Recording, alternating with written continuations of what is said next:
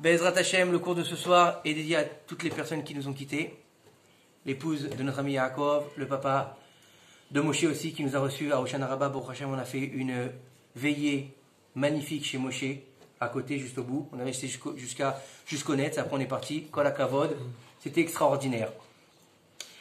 Ce soir c'est Rosh Chodesh, Chodesh Cheshvan, un mois qui est particulier parce que c'est un mois en fait qui s'appelle Mar Cheshvan. Pourquoi est-ce qu'on l'appelle Mar Cheshvan? Mar c'est amer. Pourquoi est-ce qu'il est amer ce mois? C'est quand même pas sympa d'appeler un mois amer. En fait c'est le seul mois de l'année juive où il n'y a pas de fête. Aucune fête. Alors vous allez me dire mais il n'y a pas de fête en Av. Détrompez-vous, Tisha B'Av c'est appelé Moed. Le jour de Tisha B'Av il a appelé une fête. Il y a tout B'Av aussi. Oui, mais c'est pas une fête comme les Shalosh Regalim ou une fête des Rabbanan comme Hanouka par exemple. En Kislev on a Hanouka, en Tishrei on n'en parle pas, on a Rosh Hashanah, on a Kippour, on a Sukkot. Surtout qu'on vient de sortir de 3 fêtes qui se suivent. Et là on se retrouve dans le mois de Cheshvan. Jusqu'au mois de Cheshvan on faisait pas les Tachanonim, là on va refaire les Tachanonim. Et c'est le mois de la pluie. C'est le mois où on demande les pluies, le mois de Cheshvan. Alors n'oubliez pas une chose, c'est que on dit Mashiv Haruach Omorid Hageshem depuis Shmini Atzeret, mais on dira Barech Alenu que le 7 Cheshvan. D'accord? Alors ceux qui prient dans les Patach Eliyahu. D'accord? Il y a marqué là-bas le 27 décembre, il me semble. Donc ça, c'est pour les gens qui habitent en France. Pour ceux qui habitent en Israël, ce sera donc le 7 Cheshvan. Le 7 Cheshvan, c'est à peu près dans 8 jours, puisqu'on est Rosh Chodesh demain. Parce qu'en fait, alors, on avait vérifié, en fait, c'est quoi le Inyan? Parce qu'il y a une différence entre Mashiv Haruach et Barech Alenu. En fait, Mashiv Haruach, c'est juste pour proclamer la saison des pluies. D'accord? Mashiv Haruach, qui va faire souffler le vent, Morid Hageshem, et qui va faire tomber la pluie. Tu vois, il est là. Baruch haba, Baruch haba, Baruch haba. Donnez-leur des chaises, s'il vous plaît. Et Barech Alenu, en fait, asseyez-vous. Et Barech Alenu, c'est la demande en fait. C'est quoi la demande? Ça veut dire que Mashiv Haruach, on rappelle à Kadosh Baruch Hu pour glorifier que c'est le moment de la pluie. Par contre, Barech Alenu, c'est le moment où on demande. On dit à Dieu, c'est-à-dire que, comme avant, vous savez comment ça se passait avant? Comment ça se passait avant? Par exemple, quand il y avait un édit qui devait se passer, on allait sur la place publique, on allait proclamer l'édit, et quelques temps après, le temps que l'information se répercute, on faisait quoi? L'édit prenait effet. C'est exactement la même chose. Shmini Atzeret, on va faire l'édit de Mashiv Haruach Omorid Hageshem, donc d'entrer dans la saison des pluies, donc dans l'hiver, automne et hiver, on est bien d'accord.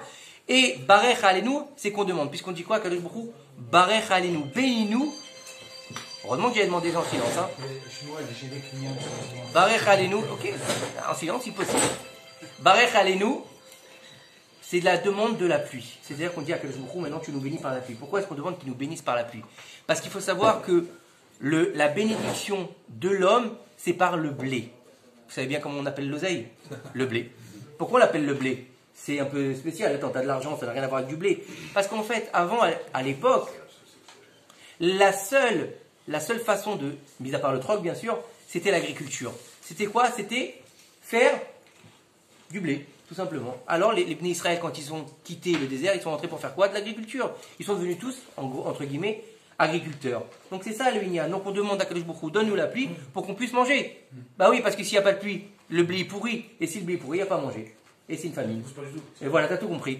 Donc en fait, il faut comprendre que on est dans un mois très particulier, mais c'est un mois de bénédiction, parce que la pluie est une bénédiction pour Israël. Et pourquoi ici on l'a fait le Shet Cheshvan?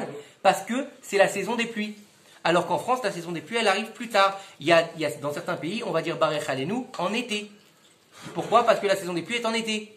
Vous comprenez la différence? L'édit, c'est Mashiv Haruach. Barech ou Barechenu, c'est le changement de la saison. D'accord? Et pour les Chabad, en fait, ils vont changer juste un mot. Ils disent toujours Barech, mais ils changent juste un mot. Ils disent, au lieu de Tal, ils disent Geshem. Il y a juste un petit mot qui change dans la prière. Ils font quoi en Australie? Je sais pas, j'ai jamais été en Australie. Ils élèvent des kangourous ici, pareil.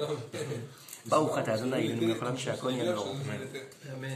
C'est intéressant, quoi. Je t'ai dit, à l'inverse. Maintenant, avant de commencer, donc comme la dernière fois, on avait parlé, avant les fêtes, on avait parlé de de parler de la force des mois. Vous vous rappelez ou pas? On avait dit le mazal. Tu te rappelles, Abraham? On avait dit les mazalot, c'est quoi? Et donc je me suis dit, tiens, ça tombe bien, c'est Rosh Chodesh, on va parler du mazal de ce mois-ci, le mazal du Akrav, le mazal du Scorpion, ça tombe bien puisque c'est le mazal de mon fils Gabriel qui fête son anniversaire ce mois-ci, Bezrat Hashem. Il aura 15 ans. Et ouais, ça passe vite, hein. Mais avant ça, je voudrais faire un petit rappel parce que vous savez, ce Shabbat, je ne sais pas si vous savez, c'est ce Shabbat, Bezrat Hashem, ce sera la Iloula de Maran Harav Ovadia Yosef, Zecher Tzadik Bekadosh Livracha. Et il est bon de rappeler, même si il n'a pas besoin de nos srouillottes, parce que on suppose qu'il est sous le Kissa Kavod, ça c'est sûr et certain, à côté de la Kadosh Baruch Hu, à côté de Moshe Rabbeinu et tous les tzadikim, ça c'est sûr. Mais celui qui rappelle le tzadik et qui parle du tzadik, vous savez ce que nous disent nos chachamim? Celui qui étudie la Torah d'un tzadik, qui rappelle un tzadik pendant sa Iloula, ou bien même dans le reste de l'année. Quelqu'un qui va étudier par exemple Alichot Olam, ou un autre livre du Rav Ovadia Yosef, ou sa biographie tout simplement en français. D'accord? Que ce soit tout au long de l'année ou pendant le moment de sa Iloula, écoutez bien ce que nous disent nos sages. Le jour où il va rendre son âme à Kadosh Baruch Hu, après 120 ans si Dieu veut, lorsqu'il va arriver donc après le jugement, le tzaddik, il va se poster comme ça, disent nos chachamim. Hein. Le tzaddik, il va sortir à sa rencontre en disant à Kadosh Baruch Hu, celui-là, c'est mon élève. Vous imaginez ou pas? Donc imagine, après 120 ans, il y a Rav Ovadia Yosef qui vient et qui dit, celui-là, c'est mon élève, VIP, laisse-le passer. C'est pas énorme? Donc pour ça c'est très important, c'est pour ça que le grand secret que nous donnent nos sages, c'est de lire et d'étudier les biographies des tzadikim. C'est très important et justement de raconter à nos enfants les histoires des rabbanim. Tzadikim, pourquoi? Parce qu'en fait, ça va leur donner une demout. C'est quoi une demout? C'est-à-dire que nous, on a grandi, malheureusement, avec Dorothée, on a grandi avec Inspecteur Harry et Dallas. Donc en fait, dans les chambres, en général, il y avait des photos de Dorothée, de Dragon Ball, des choses comme ça, voilà. Et en fait, c'est la projection que tu te fais. Tu veux être Michael Jordan, tu veux être ce genre de personne quand on était jeune.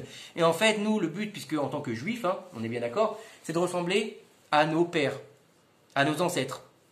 On ne parle pas des chimpanzés. On parle d'Abraham, Yitzhak et Yaakov. Donc, comme on n'a pas de photo d'Abraham, Yitzhak et Yaakov, d'accord, ça n'existait pas à cette époque-là, donc il est bon de mettre des photos dans la chambre des enfants et dans la maison des tzadikim. D'accord? Donc, il est bon d'avoir une photo de Rav. Après, chacun selon le Rav qu'il préfère. Hein.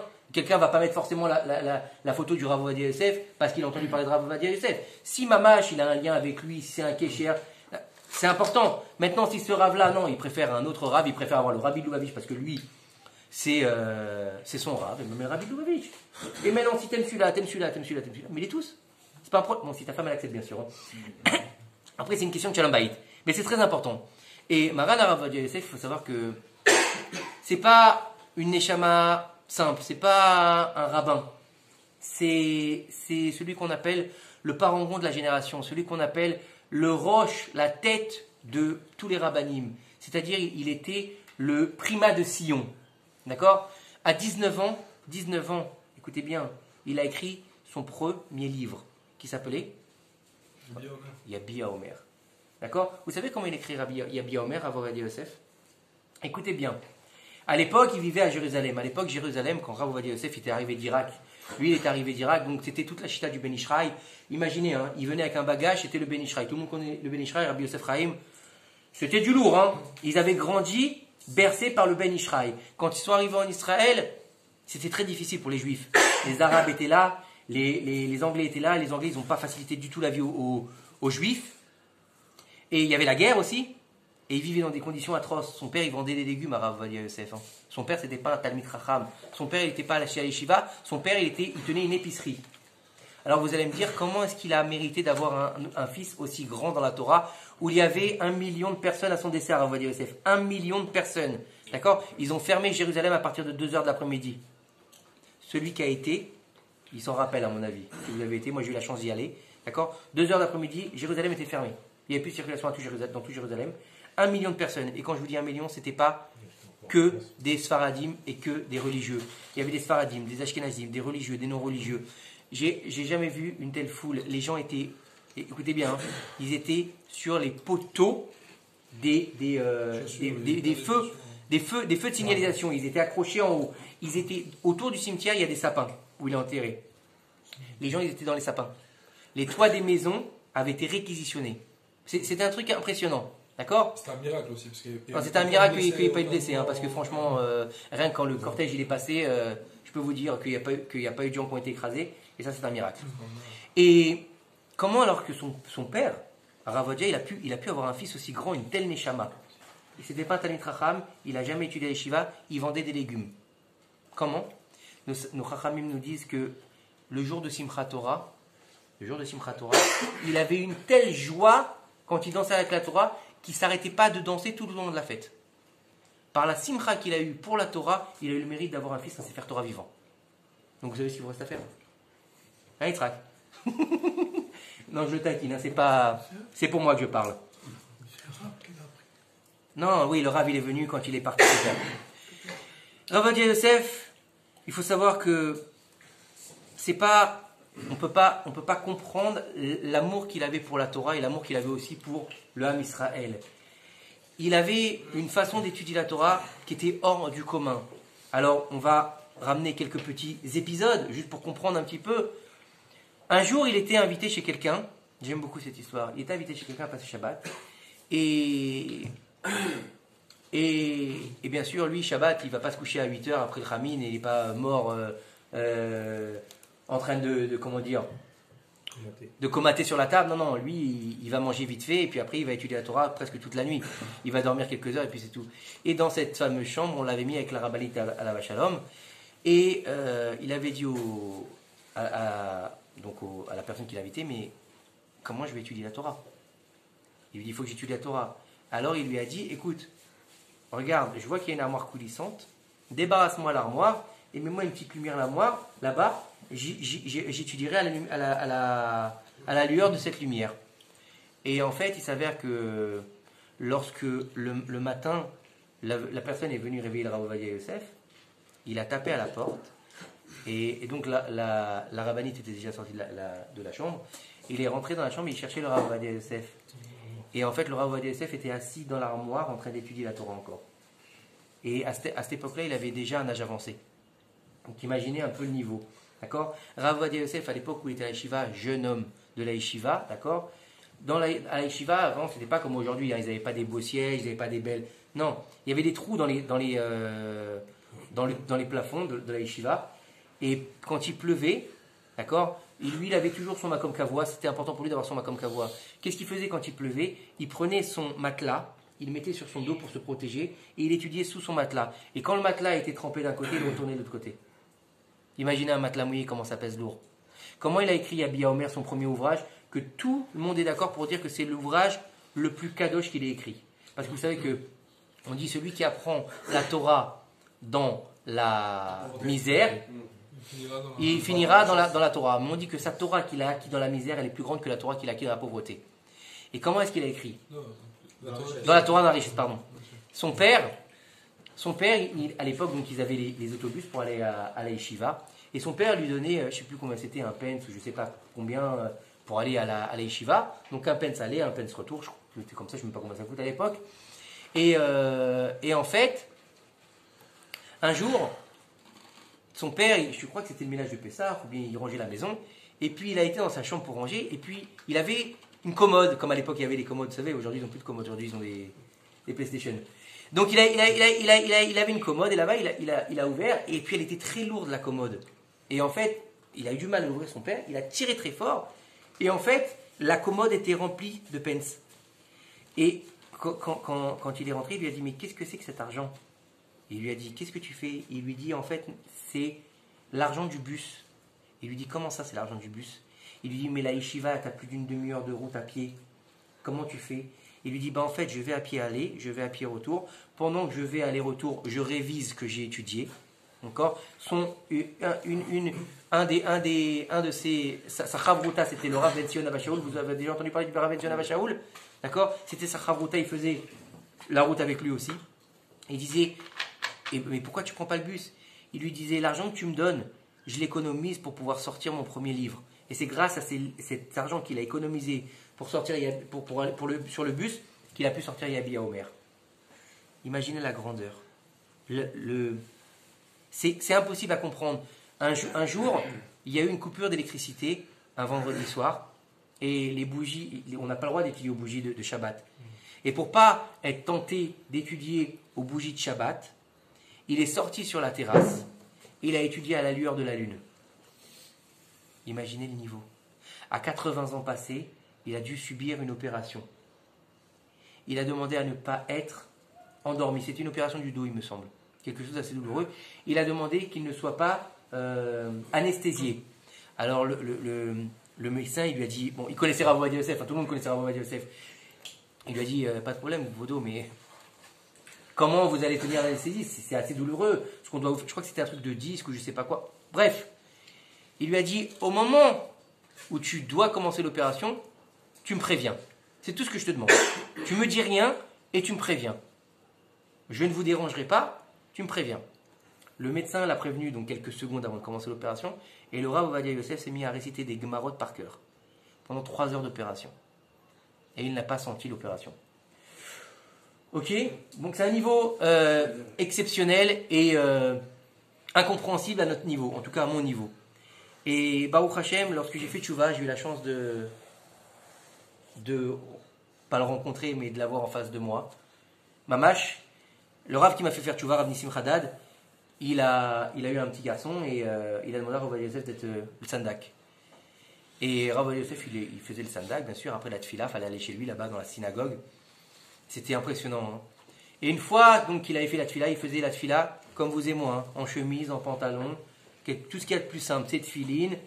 Et une fois la tfila terminée, il fallait préparer la brit mila, donc ils ont fait comme un comment on appelle ça là, avec les chaises de la synagogue, un carré, merci, voilà, un chet, avec la chaise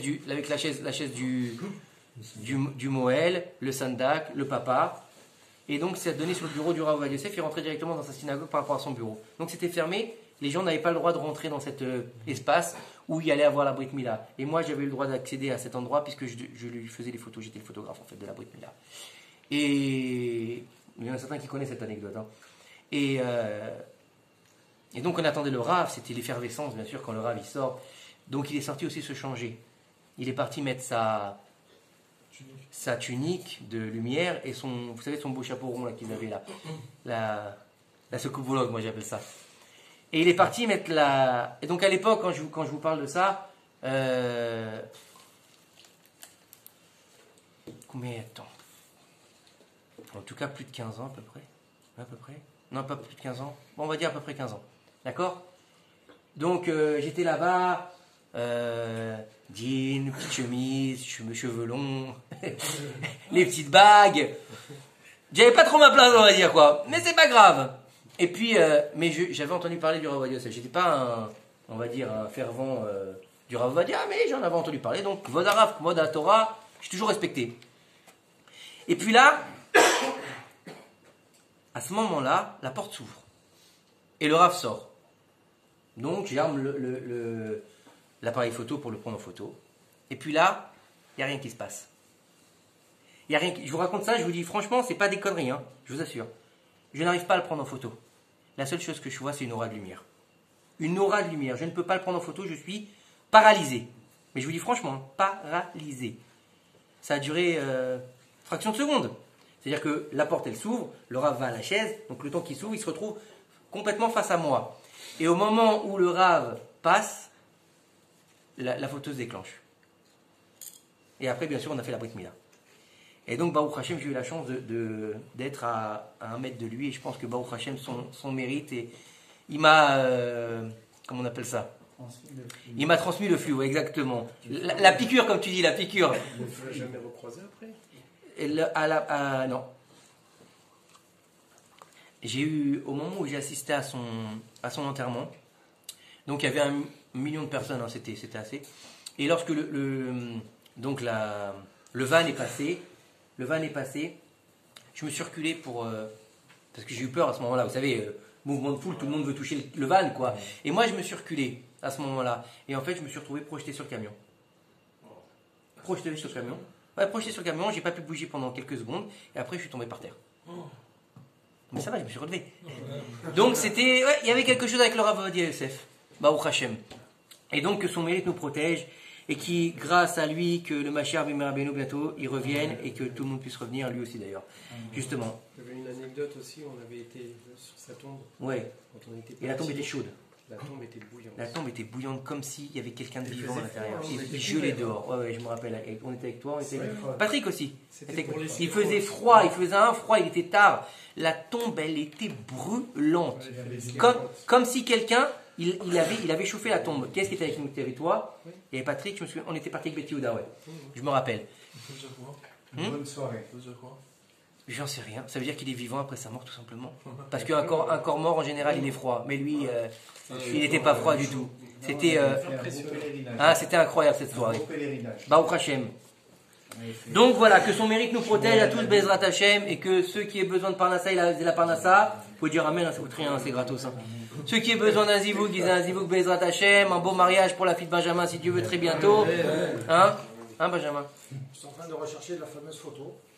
Tiens, tu vois, là voilà, c'est moi qui ai pris cette photo. C'est moi qui ai fait cette photo-là. Avec le Rav Arouche, le Rav... Comment tu l'avais? Non, c'est moi qui ai pris la photo. C'est moi qui ai fait cette photo-là. Tu vois Elle est belle ou pas? Et hein? Elle est... je leur avais envoyé, il me semble, quand on avait parlé du Rav Vadia l'année dernière ou il y a 2 ans. Et Mamash, c'était un exceptionnel, un être exceptionnel. Quand vous lisez sa biographie, vous avez des frissons. C'était au-delà de la compréhension, en fait, humaine. Parce que ça, c'est une neshama particulière. Et il y en a rarement des neshamot particulières. Le Rav Vadia. Alors, le signe de ce mois-ci, le mois Treshvan, mois du scorpion, il a été faire il a été voir donner du chizouk en France, à plusieurs reprises. Alors, on continue ou pas, les amis? Alors, le mois de Treshvan, c'est le mois du scorpion. Le mois du scorpion, c'est un mois de terre, puisque le scorpion, il évolue sur la terre. La planète, c'est Mars. Mars, c'est quoi? C'est le sang. Mars, c'est la rigueur. Mars, c'est la justice. L'orgueil. La gava. C'est le symbole du sang et le symbole du meurtre. Ouais, c'est un mois très dur, Mars. Pourquoi le sang? Parce que la planète rouge. La planète Mars, la planète rouge. Il faut savoir que chaque planète, on parle pas maintenant d'astrologie, hein. On parle mamash de Torah. Hein. La planète et le symbole de la planète et la pierre aussi. La pierre, parce que chaque mois, il a une pierre. Elle va influencer le comportement de la personne. Vous allez voir certaines personnes, par exemple, les gens qui sont nés dans les mois froids, d'accord, c'est des gens plus rigoureux. Pourquoi? Parce que c'est les mois froids. Vous savez, donc en froid, les gens qui sont nés en mois de juillet, au mois d'août en général, c'est des gens qui ont le sang chaud parce que c'est l'été, c'est des gens qui doivent tenir leur yassera en laisse parce que, en général, c'est des gens qui sont chauds. D'abord, ça l'appelle. Exactement. Non, c'est vrai en plus, hein, c'est pas des bêtises. C'est lui, toi, c'est lui? Alors, L'inverse? Non. il dit ici, donc je me base sur le livre du Rav Tutu, d'accord? C'est pas de moi, ok? Que ce soit bien clair. Il dit ici en fait que c'est une planète qui est chargée de poussière où il y a beaucoup de tourbillons, comme la colère. C'est un mois où il y a beaucoup de vent, beaucoup de colère qui passe dans l'esprit. Il faut savoir se tenir, en fait. Il faut aussi savoir que c'est une planète qui explose, Mars. C'est une planète qui est difficile. Et donc, en fait, c'est des personnes qui vont avoir une personnalité assez difficile. Ou ils vont être extravertis, ou ils vont être introvertis. Ou ils vont être plutôt glaciales, ou ils vont être plutôt calmes. Et c'est des personnes qui vont se vexer très vite. Comme ça, il nous explique le Rav. Et c'est aussi une planète de feu. Donc, c'est un signe de feu. Donc, le feu, c'est la colère. Donc, la colère, c'est les nerfs. Et c'est des personnes qui explosent assez vite. T'es avec nous, toi? Écoute ce que je dis ce soir. Le symbole de ce mois-ci, c'est le scorpion, le akrab. Alors, il faut savoir, tu m'avais posé la question. D'accord? est-ce que les signes astrologiques, c'est goy ou c'est juif? Oui, C'est juif. c'est juif. C'est juif. Le bélier, c'est Pessah. C'est donc le sacrifice. Parce que les goyim aussi, Mais, ils s'en servent. oui, mais les goïms, ils ont pris chez qui? Chez nous, Chez nous. La mythologie, elle vient d'où? la mythologie. Chez nous. D'ailleurs, on voit bien qu'ils sont. Toute la mythologie, Jason les Argonautes, vous connaissez Jason les Argonautes? L'histoire avec la toison. La toison. La toison qu'il avait Jason, c'est l'histoire.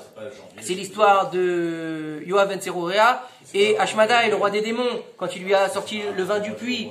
Il y a plein d'histoires comme ça. Le centaure, d'accord? Le centaure, les dragons. Vous croyez que ça n'existe pas? Ça existe, mais ça s'appelle des chédim.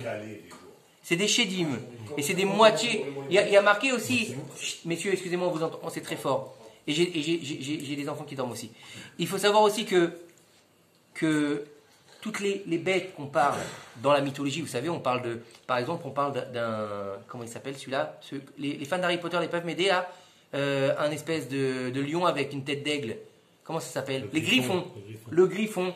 Et ben ça, il y en a qui disent que c'est une représentation des Chayot HaKodesh. Un lion avec un lion ailé avec une tête d'aigle. D'accord? Il y a plein de choses comme ça. Et tout ça, ça vient d'où? Ça vient de la Torah. D'accord? Mamash de la Torah. Bon, le bélier, après le bélier. Comment? Bah là, on est sur le scorpion. Alors, le scorpion, et en fait, il te dit aussi, c'est aussi le serpent. Un symbole des forces du mal. Le scorpion, c'est très dangereux. Il est rapide, il pique pour tuer, pour dévorer sa proie. En fait, le mazal du scorpion, il faut qu'il se travaille. Pourquoi? Parce qu'il est dangereux. Parce qu'il est menaçant et il est piquant avec ses mots. Donc il peut tuer quelqu'un rien qu'avec la parole. On a dit qu'il a tendance. Tout ça, c'est des tendances, bien sûr. Hein. C'est des tendances. Donc bien sûr, les Gaber, il doit travailler sur son tempérament. Il y a quelqu'un d'autre qui a le scorpion ici? Non, ça va? Bélier. La tribu du scorpion, c'est la tribu de Dan. Et Dan, c'est quoi? Bah, Dan, c'est la rigueur, c'est le juge. Dan, c'est la balance. Aidez-moi, qu'est-ce que vous avez ce soir? Vous n'êtes pas là. La balance. Et quel autre signe il a aussi, Dan? Le serpent. Le serpent. Comme ça, il a béni Yaakov. Et donc, il faut savoir que lui, c'était la dernière tribu Dan. C'était celle qui fermait la marche de toutes les tribus. Donc, c'était celle, en fait, qui était le plus exposée au danger. Et c'était des Giborim, c'était des guerriers. Et là, il nous dit que le rat de base, il nous dit que les Falachas, en fait, c'est des descendants de la tribu de Dan. Et il nous dit ici, encore une fois, regardez, le Rav Ovadia Yosef Zatzal reprend sa théorie, et c'est pour ça qu'il a permis, en 1975, que les Juifs, l'opération Moïse, tout le monde a entendu parler d'opération Moïse, avec l'Aliyah d'Éthiopie, et c'est le Rav Ovadia Yosef qui, en 1975, qui a accepté l'Aliyah des Éthiopiens en se basant sur les écrits du Radbaz. Comme ça, il nous dit ici. C'est beau ou pas? Hein? Quelqu'un qui contrôle les... Non, je vais rien dire. Alors, Cheshvan, le mois du scorpion. Le 8e mois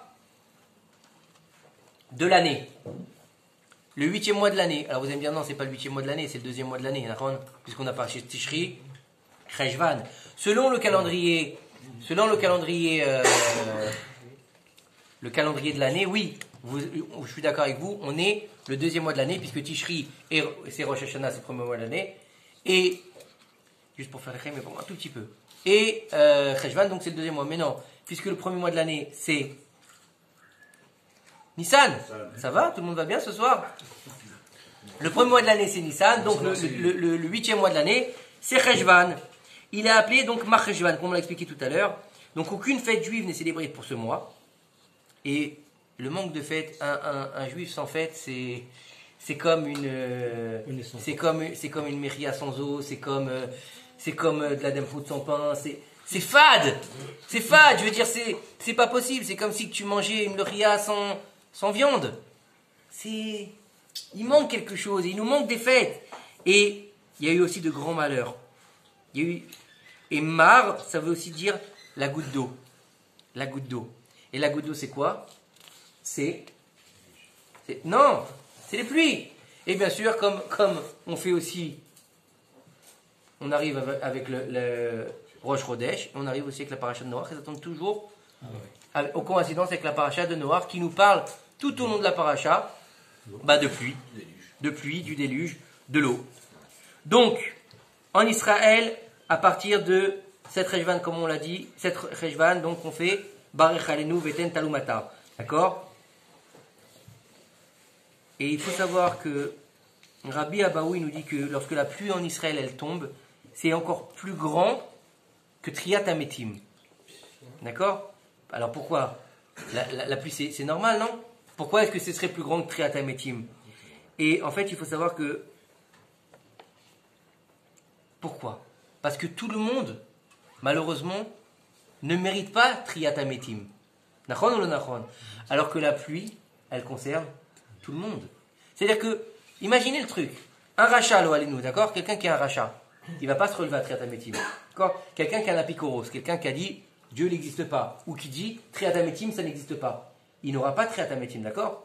Par contre, quand il va se balader en hiver, s'il est dehors et qu'il pleut, il va recevoir la pluie comme tout le monde. Et bien sûr, la pluie, c'est une bénédiction. Elle rafraîchit, elle donne les récoltes, elle fait grossir les fruits. Et même si cette année, c'est la Shemitah, d'accord, on a quand même besoin de pluie. On a quand même besoin de manger. On a quand même besoin qu'il y ait des récoltes. Pourquoi? Parce qu'il faut aussi que la terre, même si la terre est en jachère, il faut quand même qu'elle se nourrisse. Et puis, qui plus est pour les gens qui ont fait Eter Mechira, d'accord? Tout le monde a entendu parler d'Eter Mechira, c'est bon? Tout le monde est clair? Vous pouvez prendre Eter Mechira, il n'y a aucun problème, les filles Rav Ovadia Yosef. Si vous êtes marmire, vous avez envie de prendre Yevul Choul, etc., prenez-le. Mais si vous voyez Eter Mechira dans un magasin, ne commencez pas à faire un scandale, ou si votre femme a acheté Eter Mechira, ou si vous êtes invité, vous pouvez manger les yeux fermés. D'accord? Rav Ovadia Yosef, non seulement il a expliqué qu'il n'y avait aucun problème, mais qu'en plus de ça, que ceux qui avaient de l'argent à dépenser, qu'ils aillent acheter au Tsar Beddin. Vous imaginez le truc? Il a dit ta mechira, tu peux y aller tranquillement. Maintenant, ceux qui veulent être mahmir, ceux qui sont des Talmidei Chachamim et ceux qui sont des Bnei Torah, oui, aiment mahmirim, parce que ils doivent se tenir en général à la Shemitah. Et encore une fois, à la Shemitah aujourd'hui, il y a une marloquette si elle est des Oraita ou des Rabbanan, d'accord? Donc, il faut comprendre que la pluie, c'est une. Attends, excuse-moi, tu dis qu'il y a une marloquette. Oui. Bah oui, puisqu'aujourd'hui il n'y a plus de temple, il n'y a plus de comment dire. Il vient de Oraïta. Non. Il n'y a pas la majorité des Il n'y a pas la majorité des Bnei Israël qui sont en Eretz Israël. Quelle frontière exacte c'est d'Eretz Israël? Avant on considérait le Libanon aussi. Est-ce qu'on considère le Libanon aujourd'hui? Est-ce que en dehors d'Eretz Israël, et là tu fais quoi? Il y a plein de choses dans la Shemitah. La Shemitah, c'est déjà dans la Torah, non? Oui, la Shemitah. Ah, mais est-ce qu'aujourd'hui, la Shemitah qu'on fait aujourd'hui, d'accord, est-ce qu'elle est des Rabbanan ou des Oraïta? Comme Surata Omer. Tu comprends? Surata Omer, c'est d'Oraïta, mais aujourd'hui c'est des Rabbanan. Il y a plein de choses aujourd'hui que tu ne peux plus faire des Oraïta. Pourquoi? Parce qu'en fait, le temple a été détruit, le grand Sanhédrin il n'existe plus, la majorité des Juifs ne sont pas en Israël, le temple, nos frontières on ne sait pas exactement c'est lesquelles. Donc il y a beaucoup de choses, tu comprends? Donc on a surtout gardé toutes ces choses-là, nos Chachamim, fait une takana Chachamim, pourquoi? Pour que l'eau nous, on n'en vienne pas à faire un bisayon sur les mitzvot. Et qu'on va pas dire, tu sais quoi, il n'y a plus le temple, et je m'en fous alors. Pessah, à quoi ça sert de le faire? Les Shalosh Regalim, qu'est-ce qu'ils faisaient? Fallait aller à Yerushalayim. Qu'est-ce qu'on s'en fout d'Yerushalayim? Il n'y a plus de temple là-bas avec des Arabes. On aurait pu penser ça, l'eau nous. Non! Jérusalem, elle garde sa sainteté. À tel point que nos Chachamim nous disent que la Shekhinah, elle n'a jamais quitté le Kotel Amaravi. D'accord? Elle n'est jamais partie de là-bas. C'est pour ça que c'est l'endroit où les Juifs ils vont prier et qu'en général, ils sont exaucés. Une petite parenthèse, d'accord? C'est pas un génie. On frotte pas le mur et il y a 3 vœux.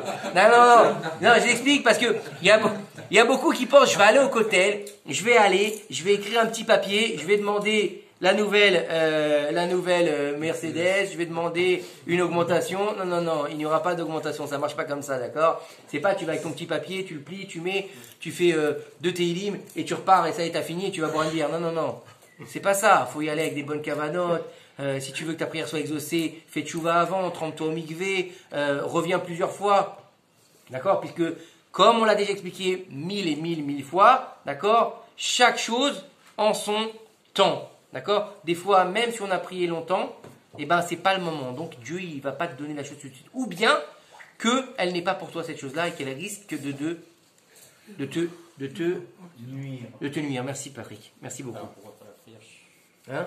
Pourquoi faire la prière? C'est une bonne question. Parce que, quoi qu'il arrive, tu vas déclencher quelque chose dans le ciel. Par exemple, si toi tu demandes, je vais donner un exemple, d'accord? Si quelqu'un il va demander un loto, d'accord? Nous, on n'est pas prophète, on n'est pas fils de prophète, et on ne sait pas quels sont les plans d'Akadosh Baruch Hu, d'accord? Quelqu'un il va demander d'être très riche, on ne va pas parler du loto, quelqu'un va demander d'être très riche. Maintenant, Akadosh Baruch Hu, il sait très bien que s'il lui donne la richesse, cet homme-là, c'est fini. Il va partir en vrille, d'accord? Au lieu de faire des bonnes choses avec sa richesse et de devenir quelqu'un de bien, il va faire comme beaucoup qui gagnent au loto. Il va aller prendre la drogue, les prostituées, dépenser son argent au casino et finir ruiné. D'accord? Alors Dieu il dit celui-là il a des srouillottes, ou il a sroutavot, ou il a fait des mitzvot, ou c'est un bon bonhomme, il a des bons massim tovim. Il dit si je lui donne l'oseille, cet homme-là, d'un ben adam, il va devenir un animal. Je préfère pas. Alors qu'est-ce qu'il va faire? Alors lui il n'a pas prié pour rien, parce qu'il n'y a pas de prière qui est inutile. Ça n'existait pas. Alors qu'est-ce qu'il va faire? Eh bien en fait, par exemple, lui va dire à Kadosh Baruch Hu, je voudrais être très riche. D'accord? Donc très riche, on va dire que le type il veut je lui donne un exemple. Il va lui dire par exemple, il a besoin, je sais pas, une grosse somme pour moi, j'en sais rien, les chiffres, vous savez que c'est pas mon fort. D'accord? Et le type il dit j'ai besoin, je sais pas, 2 millions de dollars. D'accord? La guide. Dieu il sait que s'il lui donne 2 millions de dollars, le type il va partir en sucette. Et bien qu'est-ce qu'il va faire? Il va lui couper.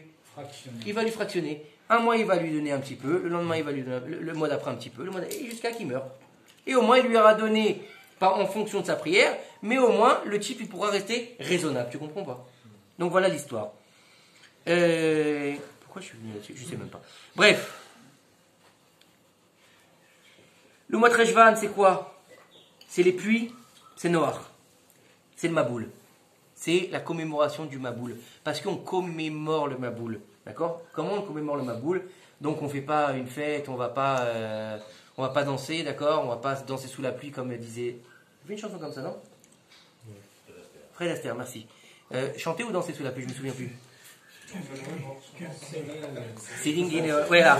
Et en fait, il faut comprendre que comment on commémore nous à notre niveau aujourd'hui?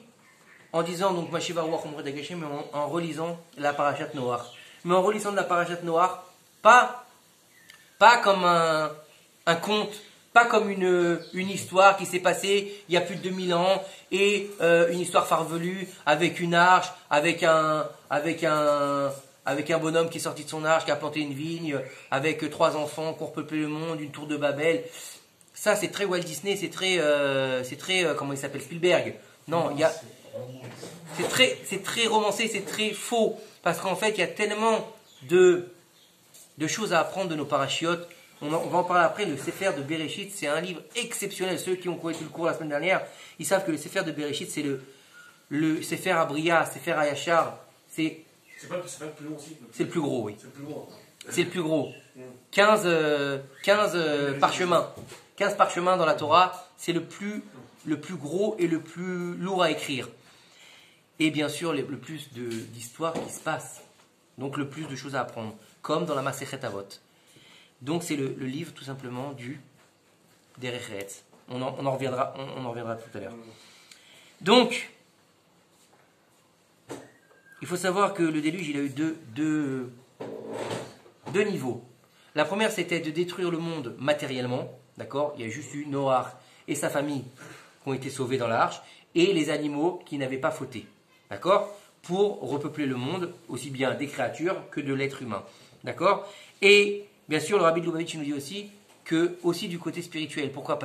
Pourquoi il a détruit le monde? Parce que l'homme est arrivé à un tel niveau de spiritualité, de déchéance, qu'il fallait vraiment effacer tout ça. Et ça, on y viendra tout à l'heure, Bezrat Hashem, à la fin du cours, si on a le temps. Bezrat Hashem.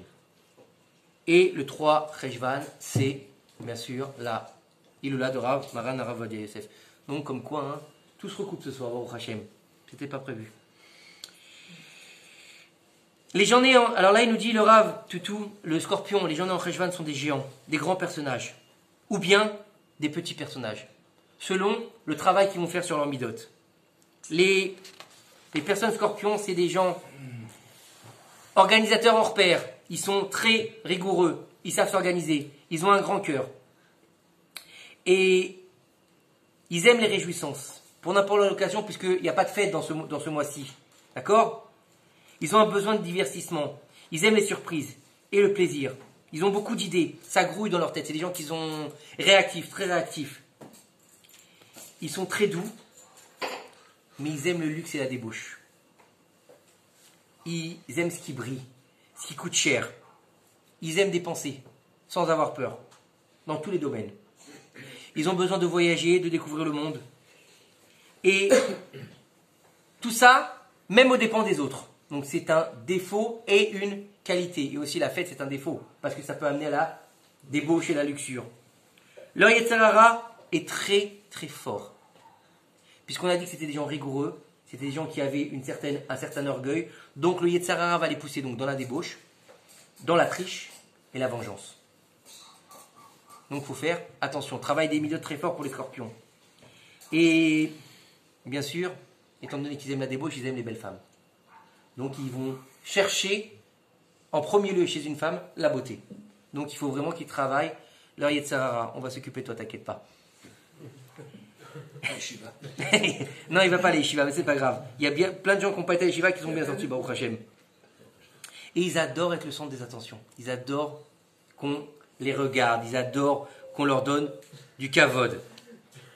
Par contre, s'il est blessé, humilié, si on ne lui donne pas de kavod, alors là, il n'est pas bien. C'est quelqu'un qui a beaucoup d'ego. Donc il faut qu'il soit... Vous connaissez tous cette fameuse chanson Mi'ouz et Meler. Vous la connaissez ou pas? L'Ifne Melor Meler. C'est-à-dire qu'il faut qu'on lui donne des honneurs, du kavod, qu'on le mette en avant. Ils adorent ça. Je peux vous assurer que tout ce qui est écrit ici, c'est Badouk ou Badouk Raval Alazman. Par contre, ils savent une chose, c'est qu'ils peuvent tout perdre. Alors ils font attention. Parce qu'en fait, c'est des gens qui sont dans l'excès, dans la limite. Donc ils savent que s'ils vont aller jusqu'à la limite, ça peut faire très très mal. Et par contre, il faut faire très attention à leur colère. Par exemple, leur colère, elle est violente. Elle peut faire mal physiquement et moralement. Dans les mots, ils peuvent être blessants, méchants et difficiles. Et comme le scorpion, c'est des gens qui ont une carapace. Ils se protègent avec leur carapace. Et donc, il faut qu'ils fassent très attention parce que aussi bien qu'ils sont forts, ils ont un Yetzer Hara énorme, le scorpion. Aussi violent que le comment t'appelles là, le dard? Non, ça s'appelle pas le dard. C'est ça. Le dard? Ouais. Le dard du scorpion. Nos sages nous disent que pour qu'ils fassent attention et pour qu'ils fassent le tikkun, ce fameux scorpion, il faut qu'ils se trouvent un rave.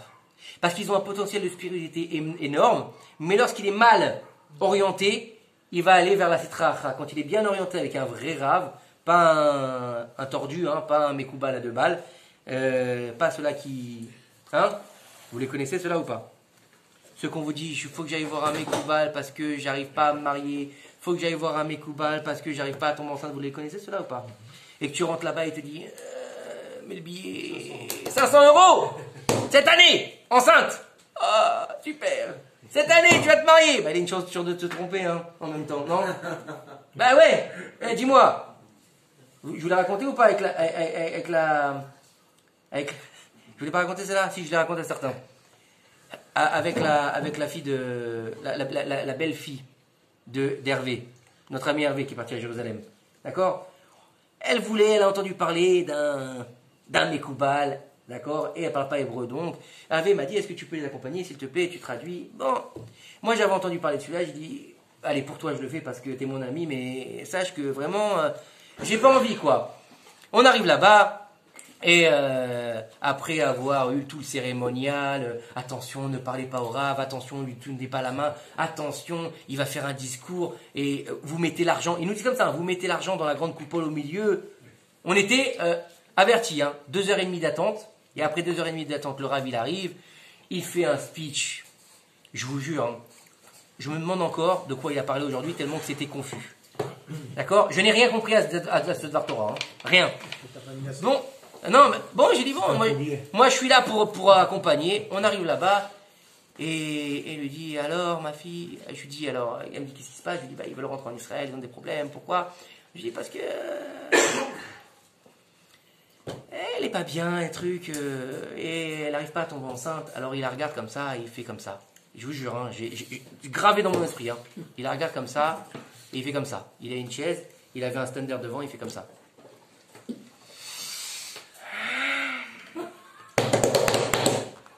Oh, j'ai dit, oh, c'est chaud ça. Et moi, je suis à la limite d'exploser de rire. Hein. Ça a duré 30 secondes comme ça, il se balance sur sa chaise. J'ai dit, oh là là, celui-là, il va rentrer en transe, il va nous sortir l'exorciste.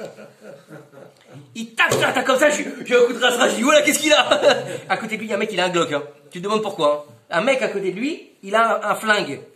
Son garde du corps. Tu te demandes pourquoi un rave, il a un garde du corps. D'accord? Bon, le Rav Ovadia Yosef, c'est parce qu'ils ont été le buté qu'il avait un garde du corps. Mais normalement, le Rav Israël avec qui je travaille, il n'a pas de garde du corps. Il a un chauffeur, mais il n'a pas un garde du corps. D'accord? Moi, j'imagine mal son chauffeur avec un flingue en même temps. Bref. Et le type, donc, il finit il tape sur le truc, et il ouvre les yeux. Et il la regarde, il lui dit, un Ben Zachar cette année. Et elle me dit, quoi? Je lui dis, bah, il a dit que tu vas avoir un garçon cette année. Alors, elle me regarde, elle fait, je veux une fille.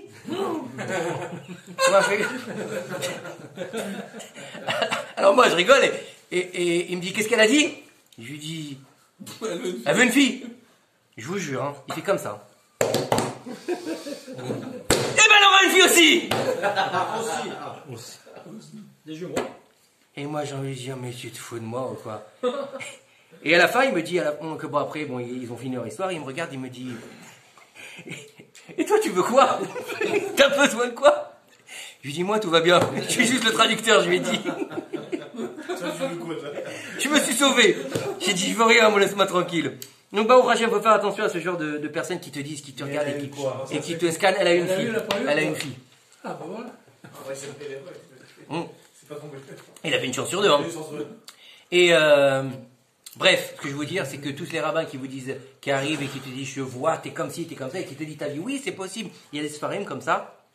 Il y a des sfarim qui t'expliquent comment tu peux arriver à ce niveau-là. Et il y a d'autres ignanim, quand ils ont fait, ils ont vendu leur rab au diable. On ne va pas rentrer là-dedans ce soir. C'est encore un autre niveau beaucoup plus compliqué. Regardez Ghost, la fin du film. Non, ne regardez pas, je plaisante. Bref. C'est des gens très sensibles, les scorpions, donc il faut faire attention et garder leur sensibilité, faire attention à leur sensibilité. Et il faut qu'ils se trouvent des bons amis pour être très bien entourés. La pierre, on va finir sur le scorpion. La pierre du scorpion, c'est l'opale. C'est une pierre qui donne de l'énergie positive. Elle calme les inquiétudes. Elle procure de la joie. Elle est bénéfique pour les yeux et pour le cœur. Voilà ce que nous dit le Rav sur le scorpion. Bien sûr, pour ceux qui veulent après voir, je vous conseille d'acheter le livre, d'accord. Et alors, il y a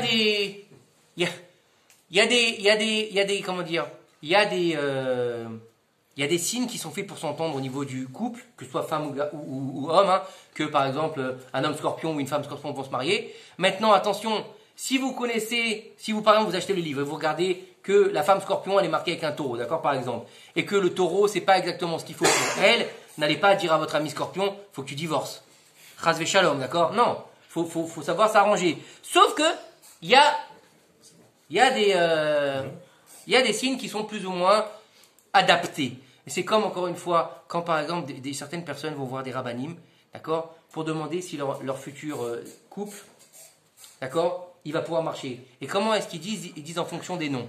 Alors lui, par exemple, il va s'appeler Shmuel, et l'autre, elle va s'appeler Rachel. Il donne le nom et le prénom et le nom de la mère, d'accord? Et le Rav, il va regarder, il va dire, non, ça va pas marcher. Nos sages, ils nous disent que les gens qui font ça, c'est des Rechaïm. Parce qu'ils cassent les Ivoug. C'est très dangereux de faire ça. Bref, on a fini sur les Mazalot, sur Rav Ovadia Yosef. Vous êtes encore chaud ou vous êtes fatigué? C'est bon là ou pas?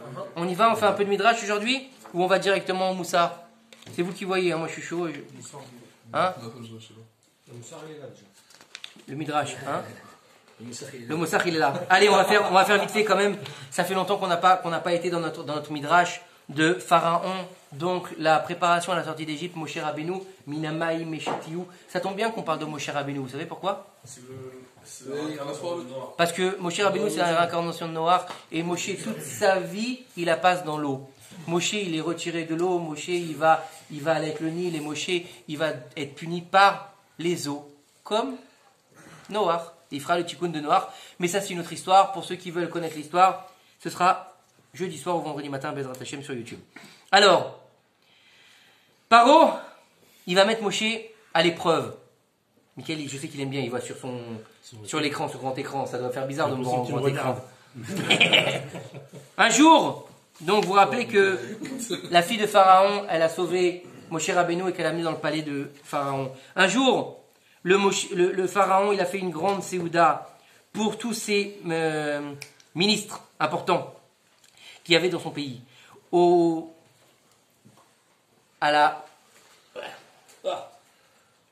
Dégueulasse. Il est là. 2 secondes, excusez-moi. Alors Tes voisins sont pas sûrs. à la tête du... Au bout de table, il y avait donc le roi qui était assis. La table était remplie de bons mets. À côté du roi, il y avait sa femme qui était assise. Il y avait sa fille qui était assise. Et il y avait de nombreux ministres, des sages, et tous plus grands que les uns que les autres. La fille de Pharaon, qui était assise à côté de son père, elle avait dans ses mains Moshe Rabbeinu, qui était un petit enfant. D'accord? Donc on est dans le Inyan, si vous voulez faire un approximatif, c'est par rapport à la chronologie du film, on va dire, c'est le premier roi, d'accord? C'est pas le pharaon qui s'est battu après avec Moshe. Maintenant, il y en a qui disent que c'est le même. Alors, ou c'était le père et le fils, d'accord? Ou c'est le même. Donc en fonction des chitotes, chacun verra si c'est le même pharaon, c'est pas le même pharaon. Grosso modo, là c'est Pharaon et Bithia, d'accord? Donc c'est sa fille Bithia, d'accord? Celle qui joue la mère de Moshe Rabbeinu dans le film, d'accord? Et dans l'histoire aussi. Alors, Moshe Rabbeinu il était bébé, petit, d'accord? À un moment donné, pendant le repas, Moshe Rabbeinu il a tendu sa main vers la couronne de Pharaon et lui a enlevé la couronne de la tête. Crime de lèse-majesté. Et il l'a mis sur sa tête. Oula! Tout le monde s'est tourné vers l'enfant et ont vu qu'est-ce qu'il avait fait. Ils ont tous eu très très peur. Et même aux yeux du roi, c'était bizarre ce qu'il venait de faire Moshe Rabbeinu. Le roi, il a demandé à ses conseillers, qu'est-ce que vous en pensez de cet enfant? Alors, là-bas, dans tous ces ministres et dans tous ces magiciens, il y avait un grand rachat qui s'appelait Bilham ben Beor. Et vous savez que, donc il y en a qui disent que Bilham, il y a plusieurs déotes qui disent que Bilham, il est mort à 30 ans. Il y en a qui disent que Bilham, c'est lui qui a conseillé Pharaon de jeter les enfants dans le Nil. Donc c'est un peu difficile de concilier les deux explications. Pourquoi? Parce que si on dit que Bilham, il est mort à 30 ans, comment est-ce qu'il a pu dire à Pharaon, avant la naissance de Moshe Rabbeinu, de jeter les enfants dans le Nil, alors que Moshe Rabbeinu s'est trouvé devant Pharaon alors qu'il avait 80 ans? D'accord? C'est un peu compliqué. Comment il peut avoir 30 ans et encore être là après 80 ans? C'est pas possible. Et il était là après quand ils sont sortis d'Égypte. Et il y a une autre explication que j'ai eu lieu d'entendre il y a quelques temps, c'est que Bilham, c'était bien, hein, celle-là elle est bonne, hein, elle est chaude grave. Bilham, c'est Lavan. C'est le même. Elle est belle ou pas? C'est le guide de la vanne. Non, c'est lui-même. C'est Lavan lui-même. C'est pour ça que lorsqu'il va passer avec son ânesse là-bas, vous connaissez tous l'histoire.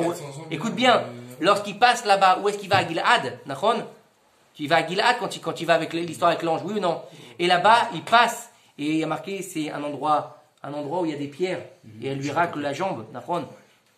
Le Midrash, il nous dit, c'est quoi Gilad? C'est l'endroit où Lavan et Yaakov, ils ont fait le pacte ensemble.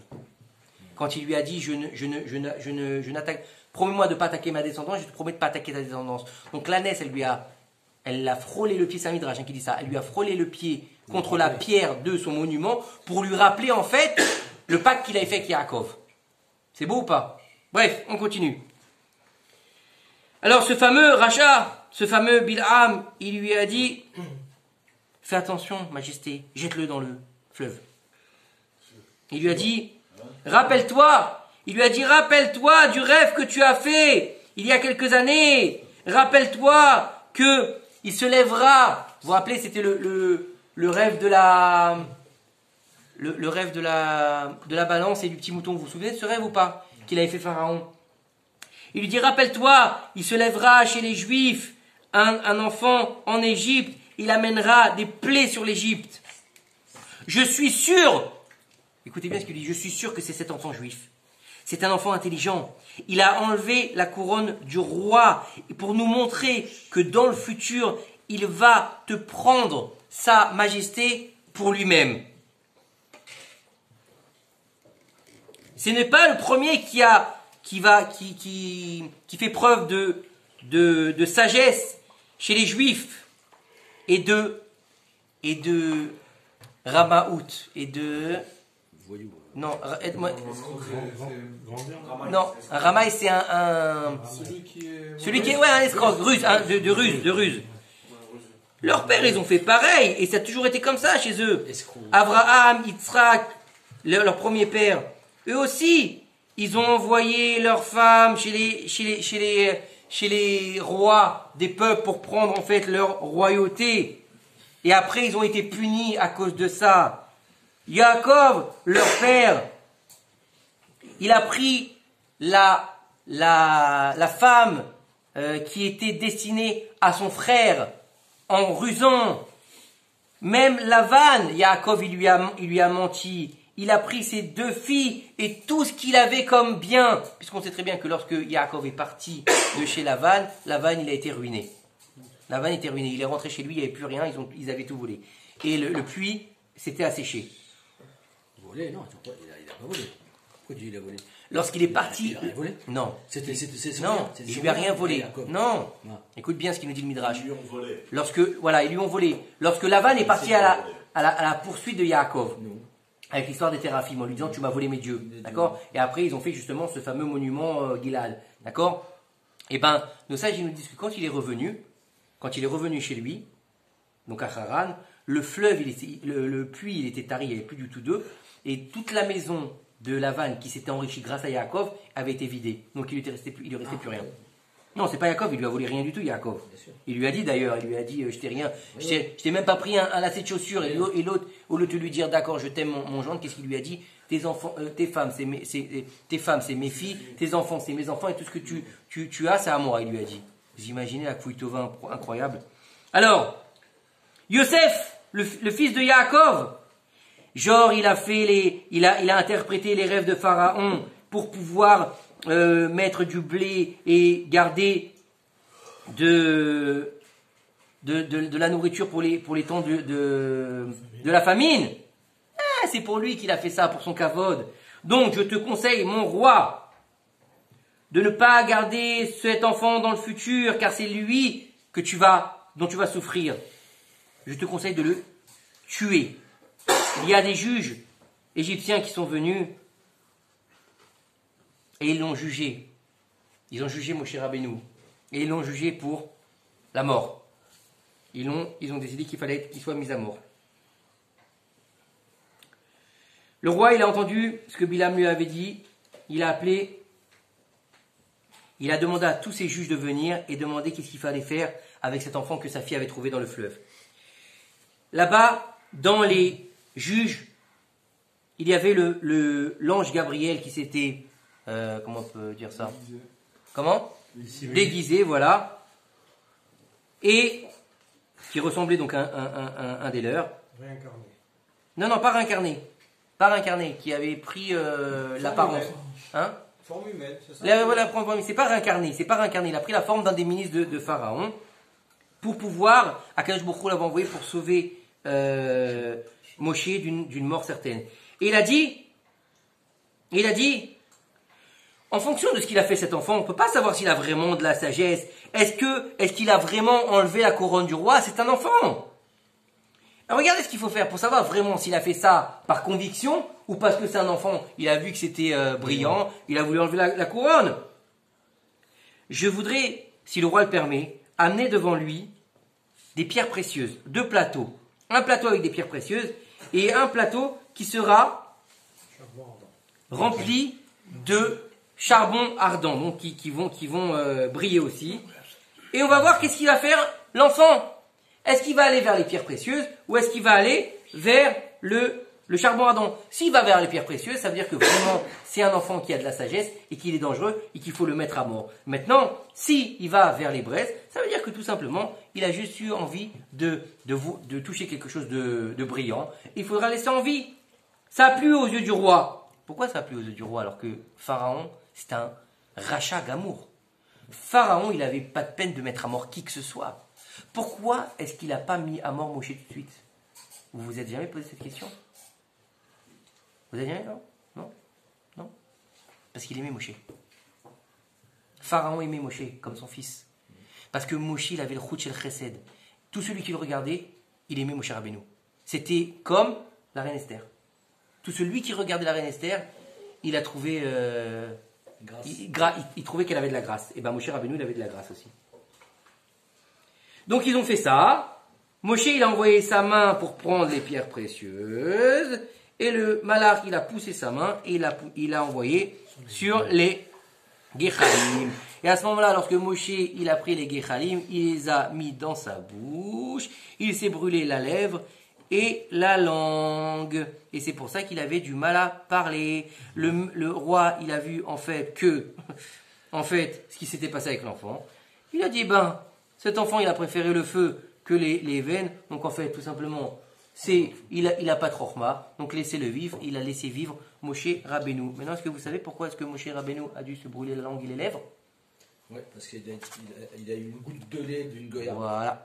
Parce que lorsque Bithia elle l'a récupéré, elle a vu que c'était un bébé. C'était un bébé, il fallait lui donner la tétée. Et à l'époque, c'était des nourrices. Et qu'est-ce qui s'est passé? Elle avait personne sous le coude. Donc elle a été chez une nourrice égyptienne. Et bien sûr, elle l'a mis au sein. Et Moshe Rabbeinu n'a pas voulu téter. Mais une goutte de lait, elle est venue sur ses lèvres et sur sa langue.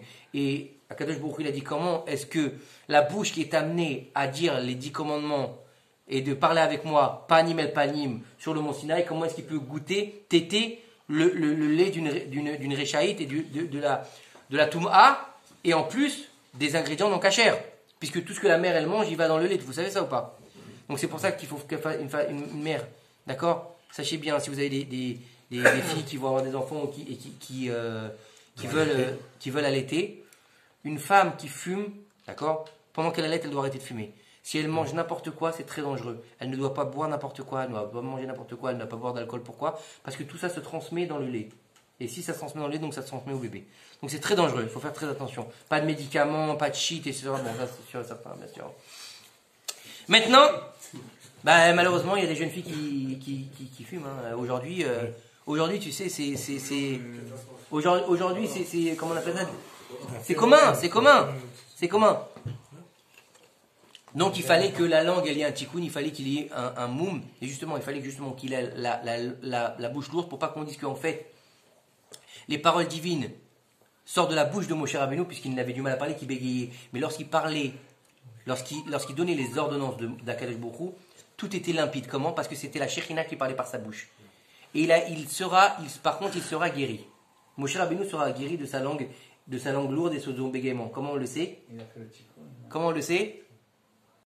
Allez, on finit Bezrat Hashem avec la paracha de la semaine. La paracha de Bereshit. On va finir sur la paracha de Bereshit. On est obligé de finir sur la paracha de Bereshit et sur une explication exceptionnelle que je veux partager avec vous parce que ça vaut le coup vraiment d'être entendu. Dans le livre Yarum Unissa, qui a été écrit selon les paroles du Rav Yoram Abergel, Zecher Tzadik Kosivra, par un de mes collègues, un Talmid Chacham Hatzouv, qui s'appelle Rabbi Yaakov. Il a écrit ce livre et c'est sur les parachas de la semaine, c'est d'une profondeur incroyable.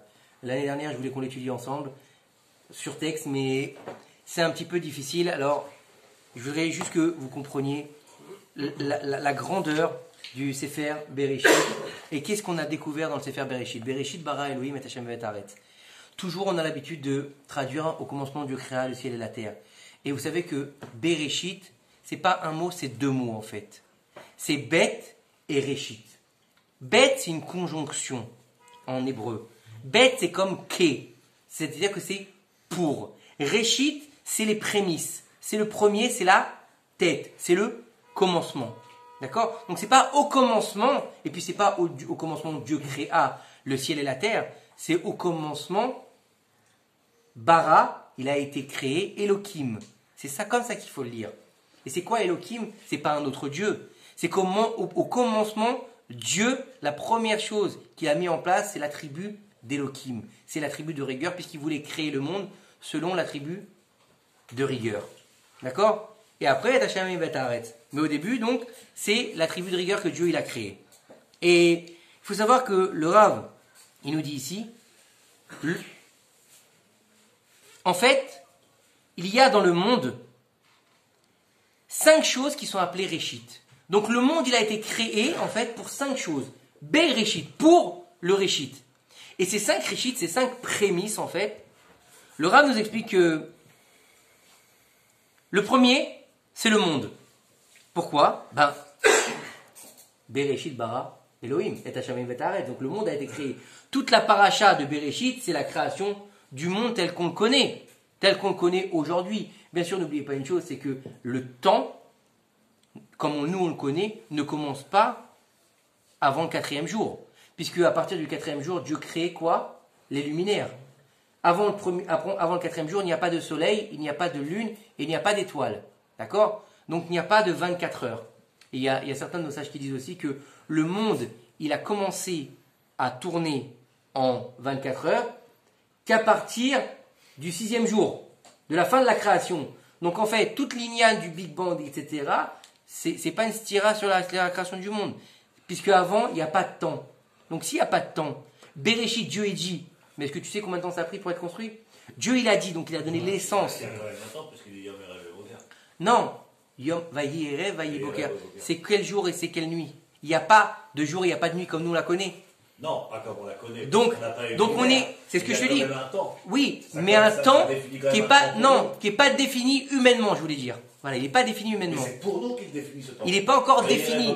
Oui, mais il n'est pas défini en tant que temps 24 heures. Non, pas 24 heures. T'es d'accord ? Donc on ne sait pas exactement. Donc c'est pas antinomique de dire il y a eu le Big Bang. C'est pas antinomique. Puisqu'à partir que Dieu il a dit Bereshit bara, Baruch Shamar, il a dit combien de temps ça s'est mis en place ? C'est de la question. C'est pour ça que ça s'appelle Bereshit. Qu'est-ce qu'il y a eu avant ? On ne sait pas. Il ne faut pas aller chercher ce qu'il y a avant. À partir du moment où il y a eu la création, il y a eu la création. La création, comme on la connaît, elle a été faite par Akadosh Baruch Hu. Maintenant, comment ça s'est fait ? Est-ce que ça s'est fait d'un coup ? Ça a été tout de suite mobile ou immobile ? On sait très bien que comment dire, les fruits, les légumes et tout ça, tant que Adam n'a pas prié pour la pluie, il n'y avait pas encore il n'y en avait pas encore. Donc à quel moment ça a commencé à travailler ? C'est cette fameuse question qui a été créée avant, la poule ou l'œuf. D'accord, vous la connaissez pas celle-là ? Vous voulez la réponse ? Vous voulez la réponse ou pas ? La poule. La poule. Tout a été créé en adulte. Le monde a été créé, c'est le premier Réchit, comme il est écrit, Bereshit bara Elohim. Le deuxième Réchit, c'est la Torah. La Torah Kedosha. Pourquoi elle a appelé Réchit ? Hashem Kaneni Réchit Darko. Réchit Darko, c'est quoi ? C'est qu'il va nous donner notre GPS pour pouvoir vivre. C'est quoi le GPS du juif ? C'est la Torah, donc c'est le Réchit. Moshe Rabbeinu est appelé le Réchit. Bah oui, parce que c'est lui qui a donné la Torah. Pour pouvoir donner le guide de la Torah, il faut un manhig, il faut une tête, il faut celui qui va diriger. D'accord ? Vaïra Réchit Lo. Donc c'était la Réchit. C'est ça, Moshe Rabbeinu, c'est le Réchit.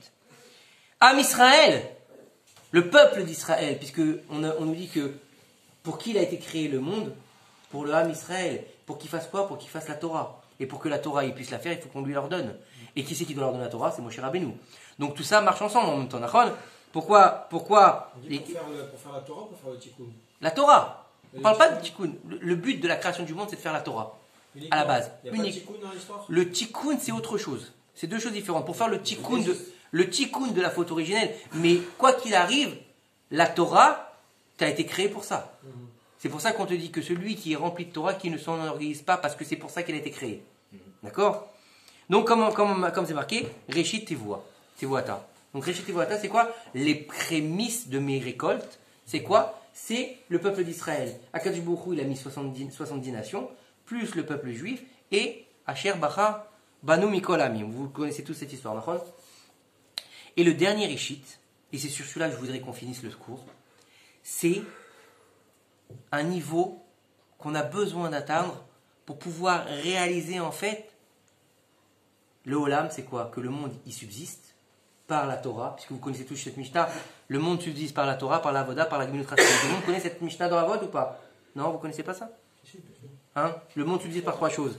Donc la Torah, on a besoin, pour que le monde subsiste, on a besoin de la Torah. Mais pour que la Torah, elle subsiste, on a besoin du Ham Israël, on a besoin de Moshe Rabbeinu, Nachon. Et donc, on a besoin d'avoir quand on dit Moshe Rabbeinu, c'est quoi? C'est cette charchérette qui nous tient depuis la création. Depuis donc Adam, et puis après, donc plutôt à partir d'Abraham, d'accord? Puisqu'on dit qu'avant Abraham, toute la génération n'était pas bonne. C'est marqué dans Avot. Et donc, la dernière chose, c'est quoi? C'est la Yirat Shamaim. C'est quoi la Yirat Shamaim? C'est la crainte du ciel. La crainte du ciel, il y a marqué Reshit Chochma Yirat Hashem. Les prémices de la sagesse, c'est la crainte du ciel. Vous ne connaissez pas? Reshit Chochma Yirat Hashem Hi Tithalal. Vous connaissez ou pas cette phrase? Et en fait, il y a... On va réussir à finir ce cours Bezrat Hashem. Ça s'appelle le force de Yetzer Hara. Ça, il va absolument te casser quand il voit qu'il y a quelque chose qui passe. Surtout quand tu commences une nouvelle année. Voilà, surtout que tu commences la nouvelle année. En plus, tu parles de Yirat Shamaim. Il n'aime pas qu'on ait de la Yirat Shamaim. Au contraire, le Yetzer Hara, il veut pas qu'il y ait de la Yirat Shamaim. Il veut qu'il y ait la lambada et la teuf. Il s'en fout de la Yirat Shamaim. Et en fait, le Rav, il nous explique quelque chose d'exceptionnel. Il nous explique ici, et c'est ça que je voulais voir avec vous, et je voulais finir sur ça avec vous. La Yirat Shamaim, nous on dit Yirat Shamaim, c'est la crainte du ciel. C'est quoi la crainte du ciel? C'est que tu vas à la synagogue, c'est que tu fais des mitzvot. Non. Et il nous explique ici, le Rav, qu'il y a 3 niveaux d'Yirat Shamaim. Il y a la Yirat Shamaim Chitzoni, la Yirat Shamaim Pnimit, et la Yirat Ilaha. 3 niveaux. Je vais traduire, t'inquiète pas. La premier niveau, c'est Yirat Chitzoni. Ahavat Atzmi, ça veut dire quoi? Ça veut dire que tu as une crainte du ciel extérieure. Ça veut dire quoi? C'est un amour pour toi-même. Ça veut dire quoi? Écoute, moi j'ai la crainte du ciel, parce que je veux pas prendre une tannée. J'ai pas envie d'avoir un malheur qui va me tomber sur la tête. J'ai pas envie, chas v'shalom, d'être malade. Donc j'ai la crainte du ciel. Donc je vais faire les mitzvot, je vais faire des bonnes choses, je vais faire tout ce qu'il faut, mais pour moi. Et je vais faire aussi des choses pour que Dieu me donne une récompense. Donc je n'ai pas une crainte du ciel qui est véritable, j'ai une crainte du ciel qui est intéressée. C'est ou pour pas prendre une tannée, ou pour avoir on va dire entre guillemets une augmentation, mais on est dans la matérialité. En fait, c'est la plus basse des Yirat Shamaim. C'est-à-dire que tu vas éviter de pécher par peur de représailles en fait. D'accord? Comme si tu avais le bâton au-dessus de la tête. Donc tu es un peu en fait comme le chien et son maître. Tu vois? C'est que tu as une relation avec Akadosh Baruch Hu comme celui qui est au-dessus de toi, comme le maître avec son élève, comme le dresseur. Moi je dis pas le dresseur, d'accord? Tu as la peur du bâton. Ah attention, je fais Shabbat parce que si je fais pas Shabbat, je vais prendre une tannée ou lo alenu, je vais aller dimanche au bureau et mes 4 nuits vont être crevées. Donc je fais Shabbat. Je mange cachère parce que j'ai pas envie d'avoir un cancer du côlon. Alors allez-nous. Vous voyez un peu l'idée? Je fais des bonnes actions parce que il faut mitzvah, je vais à Yom Kippour, j'achète la Neila, très cher. Parce que comme ça, j'ai une bonne année, j'ai une bonne parnassa. Comment ils le font malheureusement? Nachon ou non nachon? Et c'est pas une mauvaise chose. Mais c'est pas le but. Parce que, encore une fois, tout ce qui est spiritualité doit être à l'intérieur et pas à l'extérieur. Et lorsque tu sers tes intérêts, c'est le départ, bien sûr. C'est pour ça que je dis c'est pas une mauvaise chose. C'est pas un but en soi. C'est pas un but en soi parce que lorsque tu sers tes intérêts, le risque qu'il y a même dans la Yirat Shamaim qui est extérieur, c'est d'en arriver en fait à de l'orgueil et à servir tes propres intérêts et à mettre Dieu à l'extérieur. Tu comprends pas ce que je veux dire? Ça veut dire que même si au début tu vas dire je fais ça, je fais Shabbat pour le Akadosh Baruch Hu. Non, je fais ça pour pas avoir de. Mais en fin de compte, tu fais ça pour toi. Parce que tout ce que tu fais, c'est par rapport à ta propre personne. Et en général, quelqu'un qui travaille pour soi, il travaille plus pour Dieu. Donc tu risques de tomber dans l'orgueil. Et tu risques après de passer de la Yirat Shamaim à la Gahava. Et alors là, il y a marqué Akadosh Baruch Hu, il dit, lui et moi, on ne peut pas se tenir au même endroit. Il sort carrément de la personne qui est Gavtan, Akadosh Baruch Hu. Donc ça, c'est la première Yira. La deuxième Yira, c'est la Yira Pnimit. Romo Taboré ou Boshet Amiti, ou Bosha Amitit. C'est quoi? C'est le type, en fait, il fait ça pour être un Baal Madriga. Lui, en fait, il s'en fout. Lui, c'est pas parce qu'il a peur, c'est pas parce que il veut pas avoir une maladie, non. Lui, c'est parce que c'est son service divin. Lui, pour lui, c'est son travail spirituel. Mais Pour lui, c'est pour devenir un Baal Madriga. C'est quoi un Baal Madriga? C'est-à-dire pour se rapprocher et pour s'élever spirituellement. Donc il recherche en fait, dans tout ça, donc le premier, il recherchait la stabilité, le kavod, etc. D'accord? Même s'il va travailler spirituellement, il y a une Yirat Shamaim de Torah, c'est aussi pour le kavod. Non, celui-là, c'est pour s'élever spirituellement, pour se rapprocher d'Akadosh Baruch Hu. Mais c'est encore une fois pour lui-même. Pourquoi? Parce qu'en fait, tout ce qui l'intéresse, c'est de ne pas avoir le Gehinam, c'est de ne pas aller à Kafakela, c'est d'avoir une bonne place au Gan Eden. Donc c'est vrai que lui, il ne va pas rechercher les plaisirs matériels, mais sa quête spirituelle, en fait, voilà, sa quête spirituelle va devenir en fait son Graal. Donc ça veut dire que en fait, lui, il vise le Gan Eden. Il vise la place où le Kissa Kavod. Il vise donc tout son service divin, il est encore une fois intéressé. Source d'intérêt. Donc encore une fois, il manque de Hémet.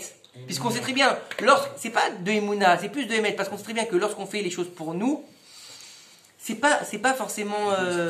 ça manque d'intégrité. Voilà, ça manque d'intégrité, forcément. Hein? Non, là il y a de la Vatachem. Mais quelque part... Non, c'est plus la vache. Il y a plus... Oui, il y a de la... C'est Non, pour lui-même. il y a de la Avat Hashem parce que tu fais ça pour aussi Akadosh Baruch Hu, pour la gloire divine, mais en même temps pour ta propre gloire. D'accord? Donc en fait, tu as la Avat Hashem, mais tu as aussi ta Ava. Et c'est pour ça que c'est le deuxième niveau. Tu vas comprendre la différence avec le troisième niveau. Le troisième niveau, et on va finir là-dessus, Bezrat Hashem, c'est Yirat Ilaha. Dvekut Nifla. C'est-à-dire que en fait, c'est la crainte pour le ciel. Et c'est d'être lié à Kadosh Baruch Hu, juste pour être lié à Kadosh Baruch Hu. Ça s'appelle le bitoul. C'est-à-dire que tu vas tout simplement t'annuler pour Akadosh Baruch Hu. Ça veut dire quoi? Ça veut dire qu'en fait, ta Yirat Shamaim, ni elle est pour le matériel, ni elle est pour le spirituel. C'est-à-dire que ni tu recherches d'aller au Gan Eden, ni tu recherches devenir un rave, ni tu recherches d'avoir du kavod, ni tu cherches une bonne matérialité, ni tu cherches d'avoir un bon travail. Non. En fait, toi, tu vas travailler à Kadosh Baruch Hu juste pour sa grandeur. Juste parce qu'en fait, à Kadosh Baruch Hu t'a mis au monde pour ça. Donc le but de la création, c'est de faire la volonté d'Akadosh Baruch Hu. Donc tu annules ta propre volonté pour faire sa volonté. Donc en fait, tu vas faire preuve d'Akarat Hatov. Pourquoi? Akarat Hatov, c'est tu fais preuve de reconnaissance. Pourquoi est-ce que tu fais preuve de reconnaissance? Parce qu'en fait, Akadosh Baruch Hu, lorsqu'il t'a donné la vie, il t'a fait un cadeau. Donc comment tu peux être reconnaissant envers Akadosh Baruch Hu? Me dis pas en lui faisant des sacrifices, c'est pour toi que tu les fais. En mangeant cachère, c'est pour toi que tu le fais. En mettant les tefilines, c'est pour ça que tu le fais. D'accord? Dieu, il n'a pas besoin qu'on mette les tefilines, il n'a pas besoin qu'on mange cachère, il n'a pas besoin... Oui ou non? Oui ou non? Vous êtes d'accord ou pas? Les sacrifices qu'on fait, pourquoi Dieu après il fait Michoui là-haut? Il n'a pas besoin de ça, il s'en fout. Nachon ou non nachon? Donc tout ça, tu fais pour qui? Pour toi! Pour toi, pour avoir un capital mitzvot. Et en fait, non. Lorsque tu vas tout simplement t'annuler complètement devant Akadosh Baruch Hu, tu vas en fait travailler Akadosh Baruch Hu besimcha. Et en fait, le plus haut niveau de Dvekut, comment est-ce que tu peux te lier à Kadosh Baruch Hu? Le plus haut niveau pour te lier à Kadosh Baruch Hu, c'est la Simcha. Comme on le voit quand? À Simchat Torah. Lorsque tu vas à Simchat Torah, tu te lâches, tu danses avec le Sefer Torah, tu oublies tout, nachon ou non nachon, et tu danses avec Kadosh Baruch Hu. D'accord? Oui, non, ça, faut pas dire ça. Il traque, tu te réveilles. Donc, à ce moment-là, au moment où tu vas arriver à un niveau d'annulation totale envers Akadosh Baruch Hu, où tu vas faire remplir ta personne de simcha et d'amour envers Akadosh Baruch Hu, tu arrives à une crainte, à la Yirat Shamaim, la crainte céleste en fait. C'est-à-dire que tu arrives au niveau de l'annulation totale, c'est-à-dire que Dieu, il t'habite complètement. Ça veut dire quoi? Ça veut dire que tu es porté par Akadosh Baruch Hu. Imaginez le niveau. Ça veut dire que toi, tu as fait une annulation complète. Ça veut dire que tu es arrivé au niveau d'être sur terre en étant au ciel. C'est-à-dire que tu fais la jonction entre le ciel et la terre. Ce que disait le Admour Hazaken. Le Admour Hazaken, il disait Dieu, je ne cherche ni le Gan Eden, ni le Gehinam, ni les honneurs, ni la Torah. Je cherche seulement à faire ta volonté. Le Admour Hazaken, il disait ça. Tout le monde a entendu parler du Admour Hazaken? C'était pas un petit. Et écoutez bien, à ce moment-là, l'âme de cette personne, elle est comment dire, elle se connecte à la lumière du roi céleste. Vous imaginez le niveau? La lumière de la Neshama est en fait la lumière d'Akadosh Baruch Hu. C'est énorme. C'est énorme. Donc en fait, la dvekout complète et l'annulation devant Akadosh Baruch Hu te permet d'avoir comment dire, une Hirat Shamayim totale. Et cette Hirat Shamayim totale te permet quoi? Écoutez bien, ça c'est magnifique. Lorsque tu arrives à avoir une Hirat Shamayim totale, qu'est-ce qu'on a dit tout à l'heure?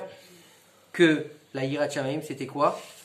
Humet. Hirat Hashem, Humet. Lo. Réchit. Reshit Chochma, Hirat Hashem. Donc lorsque tu vas réussir à te poster à un niveau d'Hirat Shamayim complet envers Akadosh Baruch Hu, c'est le niveau donc des Tanaïm, des Gdolim, c'est le moment où la Chochma, elle va t'habiter. Parce que la Chochma, c'est pas la sagesse. C'est quoi la Chochma? La Chochma, c'est-à-dire que tu vas être habité par la Torah. Ça veut dire que tu vas être habité par la création du monde. Ça veut dire que tu deviens un maillon indestructible de la création du monde et de la chaîne des 5 réchits qu'on a vu tout à l'heure. Puisque tu vas être habité par la sagesse. Donc la sagesse, c'est Moshe Rabbeinu, Moshe qui belle Torah, et Torah de Moshe, Avdi, à qui appartient la Torah? À Moshe, Nachon ou le Nachon? Donc tu vas être rempli de quoi? De Torah, donc le deuxième réchit, et tu as la Hirat Hashem, troisième réchit, tu fais partie du Ham Israël, quatrième réchit, et donc tu fais partie donc tu permets au monde de se maintenir. Donc tu as les 5 réchits. Donc en fait, en arrivant à la crainte du ciel, tu peux réussir à devenir un des maillons prophète d'Israël. Un prophète d'Israël. Tu peux devenir un Tanakadosh. Tu peux faire quoi? Qu'est-ce que tu peux faire? Tu peux être maître entre guillemets, un maître sur la création. Qu'est-ce qu'ils faisaient les Tanaïm? Qu'est-ce qu'ils faisaient? Ils ressuscitaient les morts. Ressusciter les morts. Ils faisaient pleuvoir quand il n'y avait pas de pluie. Ils faisaient arrêter la pluie quand il pleuvait. Ils arrêtaient le soleil. On les a tous ces histoires ou pas? Ils faisaient arrêter le soleil. Ils faisaient arrêter la lune. Ils faisaient des bouleversements. Dans quoi? Dans la création. Ça veut dire que tu deviens maître de la création. Baruch Shamar Vaya Aolam. Béni soit celui qui dit et il a été le monde. C'est pas énorme. Donc en fait tu deviens tout simplement merci. L'associé d'Hachem. Encore plus que ça. Tu deviens la bouche d'Hachem sur terre. Le porte-parole d'Akadosh Baruch Hu sur terre. Pourquoi? Parce que tu as réussi à avoir la Hirat Shamayim. Donc en fait, quand on parle de Hirat Shamayim, on dit, aujourd'hui c'est très à la mode. Ah, tzaddik, t'as la Hirat Shamayim, toi on voit, tu viens à la synagogue tous les Shabbats, Hirat Shamayim, tu manges kasher. Comme il dit le Rav Ben Chitrit, j'adore moi cet exemple qu'il dit souvent. Mais ça, c'est la base. Ou sinon, faut penser à la conversion. Comme ça il dit, Nachon ou non Nachon, tu manges kasher, tu fais la tefillah. Mais ça, c'est la base pour quelqu'un qui a grandi dans une école juive ou qui vit en Israël aujourd'hui, je pense en tout cas. Je veux dire, de manger kasher, c'est la base. D'aller faire cette filote, c'est la base. On parle pas de quelqu'un, on parle pas de Tinok Chinishba, on parle pas de tout ça, d'accord? On parle de gens qui connaissent un minimum. C'est la base, non? Vous êtes d'accord avec moi ou pas? Donc, aujourd'hui, quand on dit, ouais, t'as la Hirat Hashem, dit, Attention. je suis loin. J'y travaille. Hirat Hashem, c'est quoi? C'est d'arriver à comprendre que la crainte du ciel, elle doit t'habiter tout simplement parce qu'il y a un créateur. Tout simplement parce que c'est le maître du monde. Tout simplement parce qu'il t'a choisi. Et tout simplement pour faire Akarat Hatov. Et quand tu fais Akarat Hatov, et on va finir sur cette petite Nekuda, j'avais encore un truc à dire, mais après, laissez tomber, ça va être trop long. Et quand tu arrives à faire la Akarat Hatov, en fait, tu fais le Tikkun d'Adam Arishon. Akarat Hatov, c'est donc comment dire, tu es reconnaissant, tu fais la reconnaissance, non, tu es reconnaissant, donc tu fais le Tikkun d'Adam Arishon. Pourquoi? Parce que lorsque Dieu il a dit à Adam Arishon, après qu'il ait fait la faute du Etzadat Tovara, Dieu lui dit où tu es? Il lui a dit, je suis tout nu, je me cache, j'ai peur. D'accord? Il dit, attends, comment tu sais que tu es tout nu, toi? Il ne dois pas savoir que tu es tout nu, tu dois... Qu'est-ce qui t'a fait? Est-ce que tu as mangé le fruit de l'arbre de la vie, de l'arbre, pardon, de l'arbre de la connaissance du bien et du mal. Et donc, normalement, si Adam Arishon, il avait été clean, il aurait dû lui dire, bah, écoute, je suis désolé, j'ai fait une bêtise, je m'excuse. Nachon ou non nachon? Il lui a dit, c'est la femme que toi, tu m'as donnée, qui m'a fait manger du fruit. Donc si j'ai péché, c'est à cause de toi. Elle est pas forte, celle-là. Il était tunisien, la Marichonne, je crois. Elle est pas forte, celle-là. Donc en fait, lorsque tu vas avoir de la reconnaissance pour Akadosh Baruch Hu, ben, tu fais quelque part le tikkun d'Adam Arishon. Tu vas en fait reconnaître que la vie qu'il te donne, les bienfaits qu'il te donne, même quand ça va pas, même quand c'est difficile, même quand ça te paraît incompréhensible, t'es là, t'es encore en vie. Baruch Hashem. T'es encore là, t'as encore la possibilité de marcher, de parler, d'être conscient. Combien alors allez-nous du jour au lendemain, ils sont plus conscients. Je vous parle pas de non, je vous parle pas de vieilles personnes. Hein. De vieilles personnes qui malheureusement arrivent à un certain âge, perdent leurs moyens. Ou... Non. Je parle pas de ça. Je vous parle même pas de ça, d'accord? Hier, samedi, un gosse de 6 ans, alors allez-nous, il est tombé d'un immeuble à Netivot. 6 ans, à cause du TikTok. TikTok, c'est les trucs sur une application sur Internet.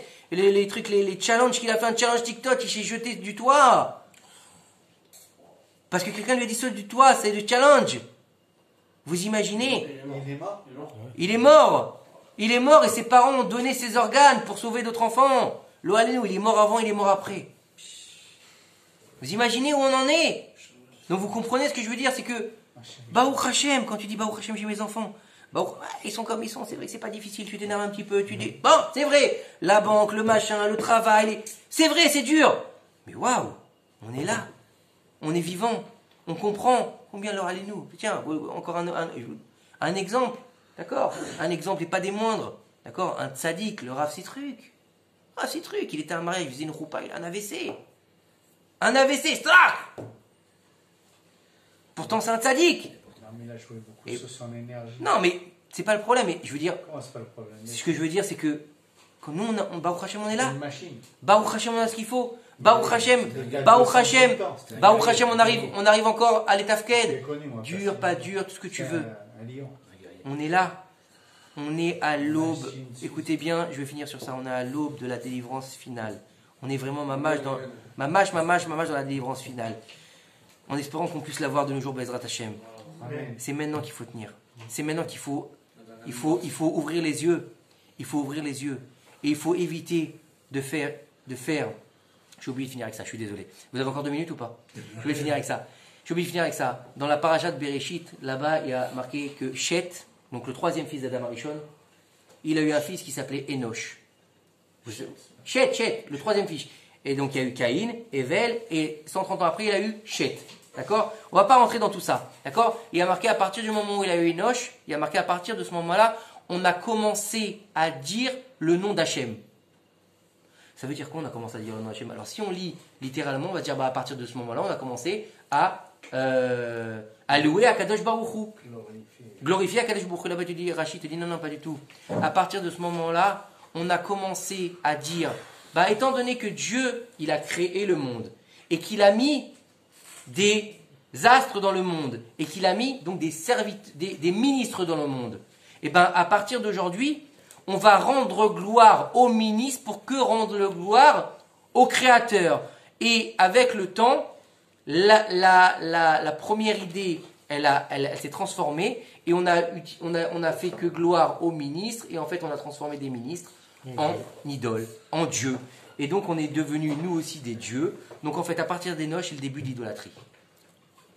Et le début de l'idolâtrie en fait, c'est pas de pas croire en Dieu l'idolâtrie. C'est pas de pas croire en Dieu. Non, pas du tout. C'est en fait de biaiser le message divin. C'est-à-dire que Dieu il a dit je crée le monde pour telle et telle chose, et de transformer en fait la ligne de conduite d'Akadosh Baruch Hu. Donc on va dire, à un moment donné, comme il y a eu le Premier Testament et le Deuxième Testament, à un moment donné, on réécrit l'histoire. On change un petit peu, d'accord? On change comment on appelle ça là? Le GPS. On prend une route un peu de côté. Et regardez ce qu'il y a écrit dans la Haftara de Bereshit. Et ils feront de leurs dieux des dieux de Masecha. Elohim Masecha. Leur dieu, ce sera les masques. Messieurs, vous tirez les conclusions que vous voulez. Mais aujourd'hui, ouvrez les yeux, ouvrez votre cœur, et au lieu de suivre les fausses informations, il faut suivre le Hémet. Parce que celui qui ne suit pas le Hémet, malheureusement, il suit. Enlevez le taf, il reste. Enlevez le Aleph et il reste. Celui qui ne suit pas Aleph, pardon. Celui qui ne suit pas Aleph. Aleph, c'est qui? C'est Hachem. Hachem Echad. Et ben il suit le Met. Et le Met, c'est quoi? C'est lui qui a 613 yeux et qui fait peur avec sa fauche. Non, il n'a pas de fauche, il a une épée. Bref, celui qu'on appelle le Yetzirah Malach Hamavet. Donc Bezrat Hachem, qu'on suit vraiment le maître du monde et pas le Malach Hamavet. Baruch Adonai Olam. Amen ve Amen.